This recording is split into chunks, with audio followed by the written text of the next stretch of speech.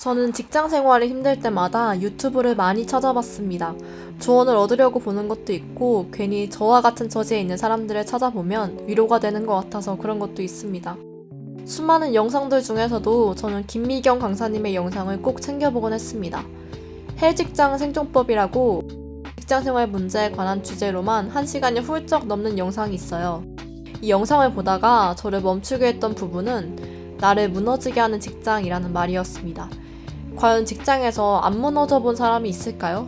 저는 수도 없이 무너져 봤고 지금도 무너지는 중입니다. 언제부턴가 자존감이란 말이 유행을 했습니다. 사람들은 좀 더 개인의 가치를 인정받고 싶어하고 존중받고 싶어하는 욕구가 있어요. 이게 밖으로의 욕구라면 자존감은 좀 더 안으로의 욕구입니다. 내 안에서 내가 나를 인정하고 가치 있다고 느끼는 마음이에요. 그런데 이 자존감은 아이러니하게 바깥에서 받는 자극들에 대한 반응이기도 합니다. 내가 속한 집단 안에서 내가 쓸모있는 인간이라고 느낄 때 자존감은 올라갑니다. 반대로 그 집단 안에서 나의 역할이 없다고 느낄 때 자존감은 곤두박질 쳐요. 자존감은 현재 자신이 속해 있는 사회의 영향을 가장 많이 받습니다. 그래서 학생의 경우에는 성적과 친구가 곧 나의 자존감이며 성인의 경우 자신의 커리어가 자존감입니다.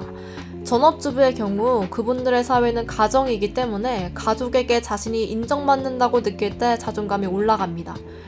물론 번외로 돈이 자존감인 사람도 있어요. 살아가기 위해 우리는 필연적으로 자비라는 걸 갖게 됩니다. 자존감이란 벤 다이어그램 안에 일이 존재한다는 거죠. 이것은 곧 일이 자존감에 영향을 주는 문제는 피할 수 없다는 뜻이에요. 저의 페르소나는 여러 가지가 있습니다. 일하는 나, 혼자 할 때의 나, 그리고 친구들과 함께 있을 때의 나. 이 중 우리가 하루에 3분의 1 이상을 보내는 곳이 직장입니다. 그곳에서의 페르소나가 지켜지지 못하면 전체적인 나라는 페르소나는 위태로워집니다. 저도 직장에서 맨날 혼나고 구박만 먹을 때는 제가 아무것도 할 수 없는 사람으로 느껴지지만 어느 정도 인정을 받을 때는 저는 무엇이든 할 수 있는 사람이 되었습니다. 하지만 순전히 일적으로 잘못한 것에 대한 피드백이라면 그건 나의 자존감을 무너지게 한다고 할 수 없어요. 지금 당장은 무너지더라도 결국 내가 발전하는 길일 테니까 말이에요.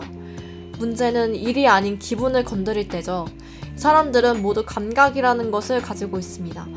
이 사람이 지금 나를 일로써 지적하는 건지 아니면 일을 트집잡아 나를 잡는 것인지 정도는 쉽게 구분할 수 있습니다. 분명 일에 대해 말하는데 이상하게 싸우고 싶은 마음이 드는 경우가 있죠.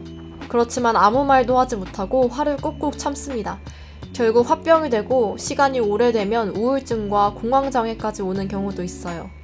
다 먹고 살자고 하는 일인데 우리는 일 때문에 죽을 것 같습니다. 얼마 전 회사원들의 커뮤니티에서 이런 글을 본 적이 있습니다. 출근하는데 차가 제 쪽으로 왔으면 좋겠다고 생각했어요. 차라리 교통사고라도 나서 출근을 못했으면 좋겠어요. 이런 글을 보는데 무서우면서도 공감이 갔습니다. 이런 경우라면 당장 오늘이라도 퇴사하는 게 맞지만 사실 저도 매일 이런 마음으로 그만두지 못하고 다니는 처지이다 보니 함부로 말을 할 수가 없습니다. 다음날 출근만 생각하면 잠이 안 오고 누군가랑 일할 생각만 하면 벌써부터 심장이 두근거리죠. 하지만 우리 누구나 알고는 있습니다. 이건 빨리 도망치라는 신호임을요. 퇴사는 지능순이라는 우스갯소리가 있습니다. 누가 만들었는지 퇴사에 대한 결심을 한층 더 확고히 해주는 말인 것 같아요. 그런데 저는 이걸 좀 더 풀어서 설명하고 싶습니다. 퇴사는 지능순이라는 이 말을 현명한 사람은 자신의 회사에 기대지 않고 좀 더 일찍 퇴사를 준비한다는 뜻으로 말하고 싶습니다. 회사라는 울타리가 사회적으로 안전할지는 몰라도 내 정신적으로는 굉장히 불안전한 곳이잖아요. 마치 깊은 산속에서 밤을 보낼 때 언제 어디서 맹수가 나타날지 몰라 항상 촉각을 곤두세우고 있는 것과 같은 느낌입니다. 하루에 8시간을 그러고 있는 거니까 하루 종일 앉아만 있었는데도 저녁이 되면 온몸의 기력이 다 빠지는 게 당연합니다. 맹수를 안 만날 수는 없어요. 운이 나쁘면 만나는 겁니다. 그러니 똑똑한 우리들은 이 위험한 섬에서 도망칠 준비를 하루라도 빨리 해야 합니다. 오늘의 이야기는 여기까지 하겠습니다.